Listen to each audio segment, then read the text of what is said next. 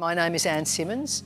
I'm a Professor of Biomedical Engineering. I'm currently the Provost of UNSW. I've previously been Head of School of Mechanical Engineering here at UNSW, as well as Head of School of Biomedical Engineering. I did a Bachelor of Mechanical Engineering at the University of Queensland, and then I came down here to do a Master of Biomedical Engineering, and I was the second graduate through the Graduate School of Biomedical Engineering. I worked in implantable defibrillators, implantable pacemakers, the bionic ear, dialysis. So when I went out into industry, I got all that experience and thought I need to give back to the students of the future. Biomedical engineers have to be very, very good engineers before they add the biomedical engineering overlay. Doing biomedical engineering was the best decision of my life. It gave me fantastic opportunities to work in the Australian medical device industry, but it's also given me an incredible opportunity to come back and teach the students of the future.